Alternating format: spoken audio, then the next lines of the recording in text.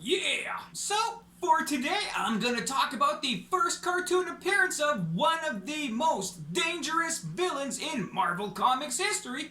That's right! I'm talking about Rama Tut! Yeah! So, alright, let's go! Yeah! So we start off in a museum where Mr. Fantastic, Invisible Girl, and Human Torch spot an ancient Egyptian carving that depicts their buddy Ben Grimm, you know, the Thing, in both human form and in rock form. Like, it totally looks like him. Like, what the hell, right? So Mr. Fantastic has an idea, and he convinces the Thing to go back with all of them to the 10th century BC to meet up with these ancient Egyptians and see if they know how to get Ben back to human. Which, you know, Mr. Fantastic, I know you're a genius, you know, and a super scientist and all, man, but this is quite a leap of faith in a plan that you really have so many unknowns about, but yeah, sure, man, let's do it. So they go to Dr. Doom's abandoned castle where he conveniently left his time machine kicking a boot. Or, you know, by the looks of it, it's more of a time dance floor, but you know, it's still pretty good. And boom! They arrive in old school Egypt, and immediately they're getting attacked. But for some reason, they really can't fight back that much. They're losing all of their energy and the will to fight. So the soldiers bring the Fantastic Four to their leader, the Pharaoh, Rama Tut. And Rama Tut knows all about the Fantastic Four, which totally perplexes the team. Like, this is an ancient dude. How the hell is he gonna know about 20th century AD superheroes? That's crazy. Thankfully, Rama Tut gives us his origin story. You see, he's from the year 3000 AD, and apparently it's a really boring century. Or, well, I guess millennia. He started to learn about the Fantastic Four and Dr. Doom and thought that was super amazing, adventurous, and like fun. So he rebuilt Dr. Doom's time machine and built it inside of a giant sphinx. Why is he going to ancient Egypt if he is so enthralled by the antics of, you know, the 20th century superheroes? I don't get it either, man, but it's all hip. But his time machine sphinx is damaged. He's stranded in time, man. So if you're from the future, you know, stuck in ancient Egypt, what are you gonna do? Well, you use your technology to rule over the land with an iron fist. Or, more specifically, with a futuristic ultra-diode ray gun, which can sap the will from people and you can basically make them your slave.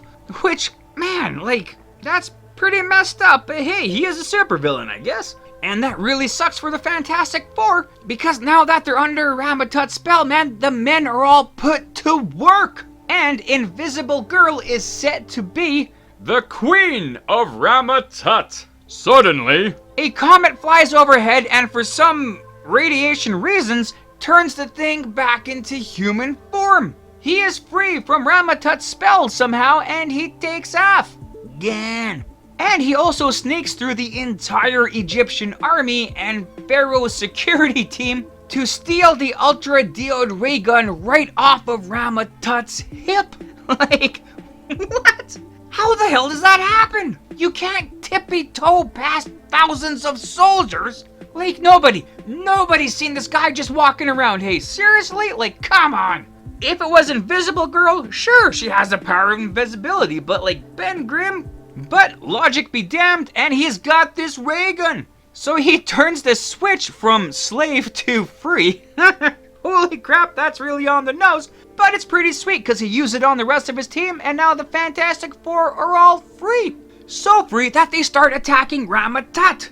And I'm really starting to be concerned about Rama Tut because, man, like, nobody in his army gives a damn about him. A, they watched Ben Grimm walk up to him and steal his gun. B, he's getting attacked right now and nobody is defending him. Like, the Human Torch is literally throwing fireballs at your leader, at your pharaoh. And you just stand by like, wow, that's pretty cool. Like, come on, man. What are you there for? So a big chase ensues, which leads inside of Rama Tut's time-traveling sphinx. You know, that sphinx that he couldn't get working? Yeah, that's the one. But because the script needs the stakes raised, you know, instantly, Rama Tut got this time machine working lickety-split. But not to worry, because the thing is fully enraged and he smashes the Sphinx, causing it to explode real good like. So the team doesn't know if they killed a pharaoh or, if he transported back to the future. Sounds like it could be an existential crisis or just a big meh. Which of course they choose the latter. They hop back on their time disco dance floor and they go back to their own time as well. But not before Ben Grimm poses for a carver to get a carving of himself that they see in the future. So it all works out. And yeah, so with all that stuff there, that's the end of this fantastic story. Yeah, that was a pretty good episode. And yeah, so right off the bat, for me, I am actually a pretty big history buff, so to see ancient Egypt in these cartoons, I was pretty pumped up with. Well, albeit a really bastardized version of ancient Egypt, It's ruled from some guy in the future? That's just one more theory about how the pyramids were built now, right? Wasn't slave labor, it wasn't aliens, it was futuristic technology. But still, that's actually a really cool thing, I think, kind of seeing some kind of futuristic character in the past like that. When Marvel was building their comic universe in the 1960s in the Silver Age, most people would kind of think, and you really can't blame them, that they only really built the universe around New York City, because that's basically where every superhero lives in Marvel Comics, right? But they also built the universe the universe, everywhere, right? You had superheroes in space, from different parts of the galaxy. You had the 9 realms with Asgard and all that kind of stuff going on as well. So you might as well have people in different time periods too. So yeah, really man, Rama Tut is actually a pretty cool character. One thing I've always really liked about Fantastic Four, the movies, the comics, the cartoons, and all that kind of stuff, is how it really kind of is down to earth and kind of talks about issues that really anyone can kind of relate to. If you look at the Thing, Ben Grimm. The whole point of this episode was Ben, really being down, for his looks and how he's stuck as a rock person. His teammates can go back looking to normal whenever they want, but Ben can't. But yeah, the whole thing of the Thing just wanting to run away because he can't escape his looks.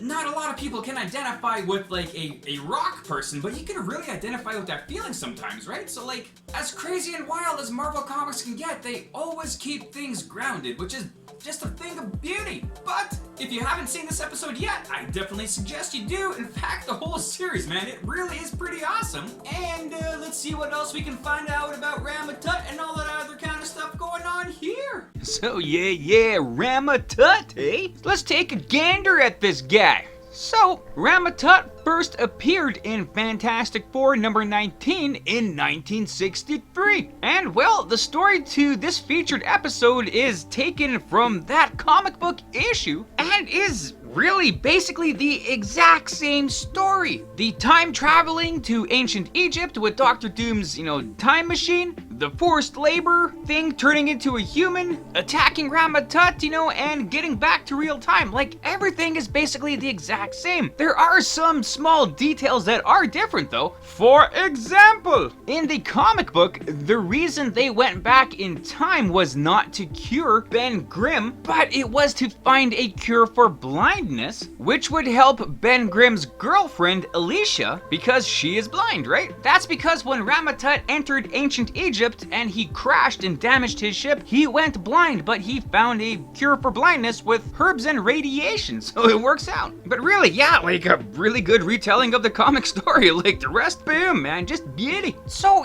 from this and from other comics, we learn quite a bit about Rama Tut, who he is, right? We learn that he's from the year 3000. We learn that he is either the descendant of Reed Richards, Mr. Fantastic, or of Dr. Victor Von Doom. And it's kind of a running story oh my god, whose family tree does he belong to? We later learn that his real name is Nathaniel Richards, therefore, Reed Richards, family tree kind of thing going on there. But Nathaniel vows to follow in Dr. Doom's footsteps instead and becomes a foul villain. Not only that, but he is quite the fashionista and a marketing master because he likes to change his name and appearance quite a bit. So he starts started off as Rama Tut, he eventually changed his identities many times over. Some of the more popular ones would be the Scarlet Centurion, a younger future version of himself turned into a hero called Iron Lad, if you can believe it. He was also Immortus for a while, until he finally landed on the identity that he is most known for, which would be Kang the Conqueror. But while he was Rama Tut, man, he made, quite a splash, right? Like, interestingly enough, in the comic books, Rama Tut ruled Egypt before a new powerful enemy took his place. With an army led by En-Saba-Nur, Rama Tut was defeated and he took off. As we all know, En-Saba-Nur would eventually take on a new name, the name known as Apocalypse, the first mutant. So that's a pretty cool tie-in, right? So with that, Rama Tut himself doesn't really get shown a whole lot of. Like, we see a lot more Kang the Conqueror for Nathaniel Richards than we do see Rama Tut, which is, totally fine because Kang is much more interesting of a character and the character identity that really stuck. But, randomly hither and thither, you do see Rama Tut, proper pop up here and there. I think once in the X-Men Evolution cartoon, and he did get a live action cameo appearance after all these years with the post-credit scene from Ant-Man and the Wasp, Quantumania, with all the other Kang variants, right? So with Kang being slated to be the new big bad for the Marvel Cinematic Universe, I'm sure we'll see a lot more of him, probably more as Kang, less of him as Rama Tut. But hey man, it is what it is. But yeah, that's pretty much all I got for that. So yeah, man, with this, that, those, and the other things, I guess that is that. Right on, and there you go. So thanks for watching the video. I hope you liked it as much as I did making it. Also, feel free to check out the source material that I featured in this video. And if you want to leave a comment on anything you may have liked or things I might have missed in this, feel free to do so. Or anything else, just to say hi. That's cool too. And other than that, have a great day. Thanks.